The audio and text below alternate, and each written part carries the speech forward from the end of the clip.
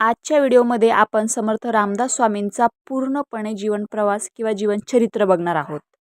समर्थ रामदास यांचे जन्मनाव नारायण सूर्याजी ठोसर. यांचा जन्म 24 मार्च 1608 जांब या गावी, तर त्यांचा मृत्यू 13 जानेवारी 1681 सज्जनगड येथे, म्हणजे थोडक्यात समाधी. हे महाराष्ट्रातील कवी व समर्थ संप्रदायाचे संस्थापक होते. रामाला व हनुमंताला उपास्य मानणाऱ्या समर्थ रामदासांनी परमार्थ, स्वधर्मनिष्ठा, राष्ट्रप्रेम यांच्या प्रसारार्थ महाराष्ट्रात प्रबोधन व संघटन केले. ते संत तुकारामांचे समकालीन होते. राजकारण, धर्मकारणात जाणीवपूर्वक अंतर्भूत करणारे रामदास हे एकमेव महाराष्ट्रीयन संत होते. पर्यावरणावर प्रबोधन आणि लिखाणही त्यांनी केले आहे. समर्थ रामदास स्वामींच्या वडिलांचे नाव सूर्याजी पंत ठोसर असे होते. ते देशस्थ ऋग्वेदी ब्राह्मण असून जमदग्नी हे त्यांचे गोत्र होते.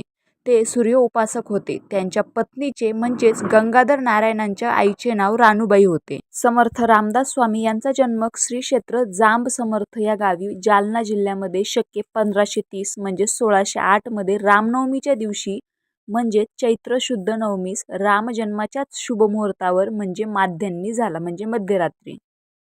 ठोसरांचे घराणेच सूर्य उपासक होते. नारायण 7 वर्षाचा असतानाच वडील सूर्याजी पंताचे निधन झाले. घरची सांपत्तिक स्थिती चांगली होती, पण नारायण लहानपणापासूनच विरक्त होता. अतिशय बुद्धिमान, निश्चयी तसेच खोडकर होता. लहानपणी नारायण साहसी होता. झाडावरून उड्या मारणे, पुरात पोहणे, घोड्यावर रपेट करणे या सगळ्या गोष्टीत तो तरबेज होता. त्याचे 8 मित्र होते. एक मित्र सुताराचा मुलगा होता, तर दुसरा गवंड्याचा, एक लोहाराचा, तर दुसरा गवळ्याचा. नारायणाने ह्या मित्रांच्या सहवासात बालपणीच त्या व्यवसायाचे उत्तम ज्ञान प्राप्त करून घेतले होते. निरीक्षणाने आणि अनुभवाने तो सगळ्या गोष्टी शिकला. एकदा नारायण लपून बसला, काही केल्या सापडेना. अखेर एका फडताळात सापडला. काय करीत होतास असे विचारल्यावर आई चिंता करीतो विश्वाची असे उत्तर त्याने दिले. या मुलाला संसारात अडकविले तर तो ताळ्यावर येईल या कल्पनेने त्याच्या वयाच्या 12व्याच वर्षी लग्न ठरविण्यात आले. लग्न समारंभात पुरोहितांनी सावधान हा शब्द उच्चारताच तो ऐकून नेसलेले एक व अंगावरील पांघरलेले दुसरे अशा 2 वस्त्रांनिशी नारायण लग्न मंडपातून पळाले. लोकांनी पाठलाग केला, पण त्यांनी तातडी करून गावाबाहेरची नदी गाठली आणि नदीच्या खोल डोहात उडी मारली. पुढे तेथून पायी चालत चालत पंचवटीस येऊन रामदासांनी रामाचे दर्शन घेतले आणि टाकळीस दीर्घ तपश्चर्या केली. वयाच्या 12व्या वर्षी नाशिकला आलेले समर्थ 12 वर्ष तपश्चर्या करीत होते. समर्थांनी स्वयंप्रेरणेने स्वतःचा विकास विद्यार्थी दशेत असतानाच करवून घेतला असे मानले जाते. नाशिकमध्ये आपल्याला कुणी ओळखू नये म्हणून त्यांनी समर्थ रामदास हे नाव धारण केले. टाकळी येथे ते इसवी सन 1621 ते 1633 असे 12 वर्ष राहिले. आपल्या ह्या साधनेसाठी त्यांनी टाकळीची निवड करण्यामागे येथील नंदिनी नदीच्या काठावरील उंच टेकाडावरील घळ किंवा गुहा येथे असल्या एकांत हेच कारण असावे. या तपसाधनेच्या कालावधीमध्ये ते पहाटे ब्रह्ममुहूर्तावर उठून रोज 1200 सूर्यनमस्कार घालत असत. सूर्योदयापासून माध्यान्हापर्यंत नदीच्या डोहात छाती इतक्या पाण्यात उभे राहून गायत्री मंत्राचे पुनर्चरण करत 2 तास गायत्री मंत्राचा तर 4 तास श्रीराम जय राम जय जय राम या त्रयोदशाक्षरी राममंत्राचा जप करीत. रामदासांनी रामनामाचे 13 कोटी वेळा नामस्मरण करून झाल्यावर कार्याला आरंभ केला. साक्षात प्रभू श्रीराम हेच त्यांचे सद्गुरू झाले असे मानले जाते. समर्थ दुपारी केवळ 5 घरी भिक्षा मागून तिचा श्रीरामाला नैवेद्य दाखवत असत. त्यातील काही भाग पशुपक्ष्यांना ठेवून उरलेला भाग ग्रहण करत असत. समर्थ दुपारी 2 तास मंदिरात श्रवण साधना करीत आणि नंतर 2 तास ग्रंथांचा अभ्यास करीत. याच काळात त्यांनी वेद, उपनिषदे, सर्व प्राचीन ग्रंथ व विविध शास्त्रे यांचा सखोल अभ्यास केला. रामायणाची रचना केली. त्यांच्या ह्या साधका अवस्थेत त्यांनी आर्ततेने श्रीरामाची प्रार्थना केली. तीच करुणाष्टके होत. व्यायाम, उपासना आणि अध्ययन या 3ही गोष्टींना समर्थांच्या जीवनात महत्त्वाचे स्थान होते. त्यांच्या जीवनातील ही 12 वर्ष अत्यंत कडकडीत उपासनेमध्ये व्यतीत झाली. 12 वर्षाच्या या तीव्र तपश्चर्येनंतर यांना आत्मसाक्षात्कार झाला असे म्हणतात. त्यावेळी समर्थांचे वय 24 वर्षाचे होते. समर्थांनी नाशिक येथे टाकळीला हनुमंताची मूर्ती स्थापन केली. हनुमान ही शक्तीची आणि बुद्धीची देवता आहे, त्यामुळे तिची उपासना केली पाहिजे असा समर्थांचा यामागे विचार होता. समर्थांची तपश्चर्या संपल्यानंतर त्यांनी 12 वर्ष भारत भ्रमण केले. तीर्थयात्रा केल्या, सारा हिंदुस्थान पायाखाली घातला, प्रत्येक ठिकाणच्या लोकस्थितीचे निरीक्षण केले. पुढे ते फिरत फिरत हिमालयात आले. तेव्हा त्याच्या मनातील मूळचा वैराग्यभाव जागा झाला. त्यांची देहाबद्दलची आसक्ती नष्ट झाली. आपल्याला प्रभू रामचंद्रांचे दर्शन झाले, आत्मसाक्षात्कार झाला. भारत भ्रमण करीत असता श्रीनगरमध्ये शिखांचे 6वे गुरु हरगोविंद यांची व समर्थांची योगायोगाने भेट झाली. समाजाच्या दुर्धर स्थितीसंबंधी दोघांची चर्चा बातचीतही झाली होती. हरगोविंद सिंगांबरोबर 1000 सैनिक असायचे. त्यांच्या कमरेला 2 तलवारी असत. त्यांचा हा सर्व सरंजाम पाहून समर्थांना खूप आश्चर्य वाटले. समर्थांनी हरगोविंदांना विचारले, आपण धर्मगुरू आहात, या 2-2 तलवारी आपण का बाळगता? तेव्हा गुरु हरगोविंद म्हणाले, एक तलवार धर्माच्या रक्षणासाठी तर दुसरी स्त्रियांच्या शीलरक्षणासाठी. समर्थांनी पुन्हा आश्चर्याने विचारले, आणि हा सारा फौजफाटा? त्यावर हरगोविंद म्हणाले, धर्माचे रक्षण करणारे हे सैन्य आहे. सध्या शत्रू एवढे अन्याय करीत आहे, केवळ शांती आणि सलोखा यांनी प्रश्न सुटणारा नाही. आपल्याला शस्त्र सज्ज झाले पाहिजे. या जगात दुर्बल माणसाला काही किंमत नसते. आपण बलशाली झाले पाहिजे. समान शिले व्यसनूने सख्यम या नाळ्याने दोघात सख्य झाले. समर्थ गुरु हरगोविंद यांच्याबरोबर सुवर्ण मंदिरात आले. तिथे ते 2 महिने राहिले. तेव्हापासून समर्थ शस्त्र बाळगू लागले. त्याला ते गुप्ती म्हणत. बाहेरून दिसायला कुबडी, जप करताना या कुबडीवर बगल ठेवून चंद्रनाडी आणि सूर्यनाडी यांचे संचालन करता येत असे. कुबडीच्या दांड्याला आटे असत, त्यात छोटी तलवार असे. समर्थांची अशी तलवार असलेली कुबडी आजही सज्जनगडावर पाहायला मिळते. भारत प्रवास करीत असताना ते आपल्या प्रत्येक शिष्याला समर्थांचा आणि स्वाभिमानाचा संदेश देत. समर्थांना हिमालयात प्रभू रामचंद्राकडून धर्मसंस्थापनेसाठी प्रेरणा मिळाली होती. त्या पाठोपाठ गुरु हरगोविंद यांनीही त्यांना सशस्त्र क्रांतीची प्रेरणा केली. समर्थांनी 11 मारुतींची स्थापना केली. गावोगाव मारुतीची देवळे बांधली. मारुती ही शक्तीची देवता असल्याने मारुतीच्या मंदिराच्या परिसरात ते तरुणांना संघटित करत आणि त्यांना व्यायामांची प्रेरणा देत. सातारा, चाफळ, सज्जनगड या परिसरात समर्थांचे वास्तव्य अधिक काळ होते. समर्थांनी स्थापलेले राम मंदिर आणि 11 मारुतींची देवळे याच परिसरात आहेत. ती पुढीलप्रमाणे.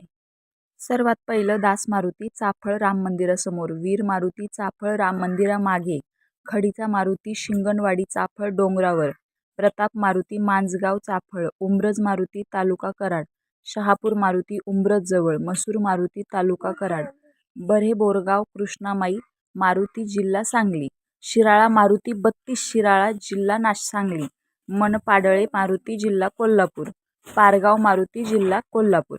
भारत प्रवास करताना शेवटी वयाच्या 36व्या वर्षी रामदास स्वामी पैठणला परत आले. पैठणला ते एकनाथांच्या वाड्यातच उतरले. नाथ आणि त्यांची पत्नी ह्या दोघांनी देह ठेवलेला होता. नाथांची पत्नी ही समर्थांची मावशी होती, पण समर्थांनी कुणालाच ओळख दिली नाही. एक फिरता साधू म्हणून ते त्या घरात राहिले. मात्र तिथे त्यांना जांब गावातील सगळ्या बातम्या समजल्या. लग्न मंडपातून पलायन केल्यावर 24 वर्ष जांबशी त्यांचा कोणताच संपर्क नव्हता. त्यांच्या वहिनीला 2 मुलं झाल्याचे व आई राणूबाई अंध झाल्याचेही त्यांना तेथेच कळले.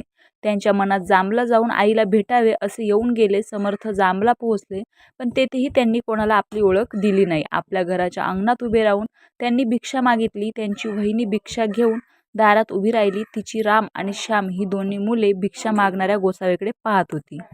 त्यांना ठाऊक नव्हते की हे आपले काका आहेत. 24 वर्षात दाढी, जटा वाढविल्याने आणि व्यायामाद्वारे शरीर बलदंड झाल्याने पार्वतीबाई देखील दीराला ओळखू शकल्या नाहीत. अखेर समर्थांनी आपले खरे रूप प्रकट केले.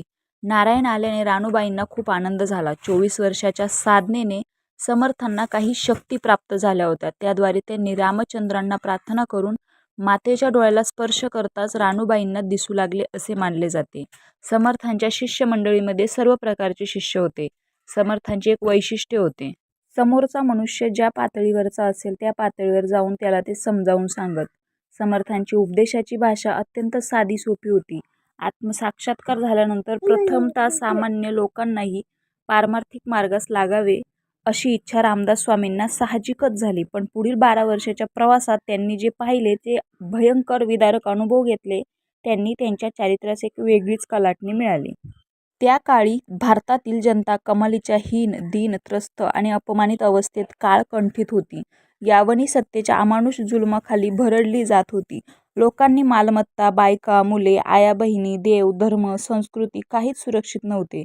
जनतेची ही हृदयद्रावक अवस्था पाहून समर्थ अत्यंत अस्वस्थ व उद्विग्न झाले. सर्वस्वी निसत्व आणि दुर्बल झालेल्या आपल्या समाजास परमार्थाचा उपदेश हानिकारकच ठरण्याचा संभव आहे.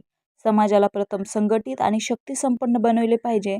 समाजाचा लुप्त झालेला आत्मविश्वास पुन्हा जागृत केला पाहिजे अशी त्यांची खात्री झाली. केल्याने होत आहे रे, आधी केलीची पाहिजे. आज आपल्या जीवनात अपयश आणि दुःख दिसत असेल तर त्याला आपले अधीर आणि उतावळे मन कारणीभूत आहे. बहुसंख्य लोक आज सुख, आनंद, यश, कीर्ती, ऐश्वर्य, अधिकार मिळवण्यासाठी अधीर आणि उतावळे झालेले आहेत. परंतु त्यासाठी शांतपणे आणि सातत्याने कराव्या लागणाऱ्या परिश्रमाचा अभाव दिसून येत आहे. आपल्या हिंदुस्थानी संस्कृतीत विद्या, कला अथवा अन्य कोणत्याही क्षेत्रात यश मिळविण्यासाठी 12 वर्षाचे परिश्रम आवश्यक मानले आहेत. या सतत केलेल्या प्रयत्नांनाच तप असे म्हणले जाते. आपला प्राचीन इतिहास वाचला म्हणजे खऱ्या ध्येयाची कल्पना येऊ शकेल. जगातील सर्व देशात आणि सर्व काळात जे विद्वान, ज्ञानी, ध्येयवादी, यशस्वी, संत, महंत, कलाकार, वीरपुरुष होऊन गेले त्यांनी जीवनातील ध्येयाची पुंजी कधीही संपू दिली नाही. म्हणूनच परिस्थितीवर मात करून ते यशस्वी झाले. अंतःकरणात श्रद्धा असणे अत्यंत आवश्यक आहे. मात्र कर्तव्य, ध्येय, उपासना या गोष्टी जगात सर्वश्रेष्ठ आहेत. तनाने, मनाने, धनाने आणि प्राणपणाने मला त्या पूर्ण केल्या पाहिजेत अशी ज्याची दृढ इच्छा, श्रद्धा असेल त्याच्याच अंतःकरणात ध्येय उत्पन्न होईल. 350 वर्षापूर्वी राजकीय राजवटीत जेव्हा हिंदुस्थानी जनता भयभीत झाली होती तेव्हा श्री समर्थांनी आपले बाहू उभारून खणखणीत वाणीने लोकांना सांगितले, धीरधरा धीरधरा, तकवा, हडबंडू गडबंडू नका, केल्याने होत आहे रे, आधी केलेची पाहिजे. मसूर या गावी रामनवमीचा उत्सव करून समर्थांनी आपल्या लोकोद्धाराच्या कार्याचा पाया घातला. 1570 मध्ये त्यांनी चाफळास राम मंदिराची स्थापना केली. काही वेगवेगळ्या गावी त्यांनी सुरुवातीला मारुतीच्या 11 मंदिरांची स्थापना केली आणि नंतर गावोगावी. समर्थ रामदास यांनी देशभरात स्थापन केलेले एकूण 1100 मठ आहेत. मराठा तितुका मिळवावा, महाराष्ट्र धर्म वाढवावा यासाठी त्यांनी काया झिजविली. हरिकथा निरूपण, राजकारण, सावधपण व साक्षेप या तत्वाच्या आधारे कार्य करणारा रामदासी संप्रदाय त्यांनी निर्माण केला. या माध्यमातून संघटना बांधत त्यांनी ठरवलेले कार्य सिद्ध करण्याचा प्रयत्न केला. त्यानुसार लोकसंग्रहाचा अचाट उद्योग त्यांनी मांडला. समर्थ रामदासांच्या जय जय रघुवीर समर्थ या गर्जनेने मरगळलेला महाराष्ट्र पुन्हा एकदा जागा झाला. दऱ्याखोऱ्यातून, डोंगर कपारीतून एकच नाद घुमला. सह्याद्रीच नव्हे तर गंगा, यमुना आणि कावेरीची खोरीही या घोषणेने दणाणून टाकली. आसेतूही हिमाचल मठमहंत निर्माण करून, निस्पृह नेतृत्व समाजात निर्माण करून त्यांनी राष्ट्र उभारणीच्या कार्याला पूरक असे कार्य साधले. धर्मसत्ता व राजसत्ता यांचा अपूर्व समन्वय साधून सशक्त तरुणांची मने राष्ट्रवादाने भारून टाकली. प्रभू श्रीरामचंद्र, आदिशक्ती तुळजाभवानी आणि शक्ती उपासनेसाठी मारुतीराया या 3 देवतांचा जागर त्यांनी समाजात मांडला. अक्षरशः शेकडो मारुती मंदिराची स्थापना त्यांनी केली. स्वतः डोंगरदऱ्यात घळीत राहून समाजाचे व देशाच्या कल्याणाचे चिंतन केले. समाजातील प्रत्येक घटकाला, अनेक अनाथ निराधार बालकांना, स्त्रियांना सन्मार्गाचा, आत्मोद्धाराचा मार्ग दाखविला. समर्थावर संत एकनाथांच्या वाङ्मयाचा प्रभाव असल्याने प्रपंच आणि परमार्थ नेटका करण्यासाठी विवेक संपन्न व्हा असा उपदेश त्यांनी केला. आनंदवन भुवनाचे स्वप्न पाहिले. हिंदुस्थान बलसंपन्न व्हावा यासाठीच शास्त्रतेज व ब्राह्मतेज जागविले. सामर्थ्य आहे चळवळीचे, जो जो करील तयाचे, परंतु तेथे अधिष्ठान पाहिजे भगवंताचे. या त्यांच्या सूत्रानुसार भगवंताचे अधिष्ठान असलेली चळवळ निर्माण करण्याचा त्यांनी प्रयत्न केला. विविध विषयांतून लीलया समाज प्रबोधन करणाऱ्या समर्थांचे हे मुख्य उद्दिष्ट होते. छत्रपती शिवाजी महाराजांच्या लोकोत्तर कार्याचे महत्त्व लक्षात घेऊन रामदास स्वामी भारावून गेले. समर्थांनी त्या काळी 1100 मठ स्थापन केले आणि सुमारे 1400 तरुण मुलांना समर्थ संप्रदायाची दीक्षा दिली. त्यांचे काही शिष्य गृहस्थाश्रमी होते तर काही शिष्य ब्रह्मचारी होते. कल्याण स्वामी रामदासांचे पट्ट शिष्य होते. ज्यावेळी एखाद्या शिष्याची महंतपदी नियुक्ती होत असे त्यावेळी त्या शिष्याची कसून परीक्षा घेतली जाई. समर्थांना शिष्याकडून कठोर साधनेची आणि अभ्यासाची अपेक्षा असे. दासबोधाचे नुसते पारायण करून भागत नव्हते. दासबोध समजावून घेण्यावर समर्थांचा भर जास्त होता. अनेक महंतांचा दासबोध कंठस्थ होता. शिष्याची परीक्षा घेण्याची समर्थांची पद्धत मोठी विलक्षण होती. त्यावेळी ग्रंथ छापले जात नसत. हाताने लिहून ग्रंथांचा नकला केल्या जात. छापील नसल्यामुळे ग्रंथ बांधलेले, बाइंडिंग केलेले नसत. पानावर पृष्ठांक देखील नसायचे. अशावेळी समर्थ त्या शिष्यांकडून त्यांनी लिहिलेली दासबोधाची पोथी मागवून घेत. पत्त्याप्रमाणे पिसून पोथीची सर्व पाने विस्कळीत करत आणि मग शिष्याला सगळा दासबोध पुन्हा व्यवस्थित लावून ठेवायला सांगत. ज्या शिष्यांचा दासबोध कंठस्थ नसे त्यांना पोथी जुळवायला फार वेळ लागे. अशा शिष्याला महंत म्हणून किंवा मठपदीमध्ये नियुक्ती केली जात असे. ज्याला पोथी लावायला विलंब झाला त्याची निर्बसतना करताना समर्थ म्हणत, याने दासबोध वाचलाच नाही, केवळ गंध फुले वाहून पुजला. त्यावेळी समर्थांच्या शिष्यांना सांगणे होते की जो कोणी दासबोध ग्रंथाचे वाचन करील, तो ग्रंथ नीट समजावून घेईल आणि त्यानुसार आचरण करेल, अशा माणसाला मोक्ष मिळेल.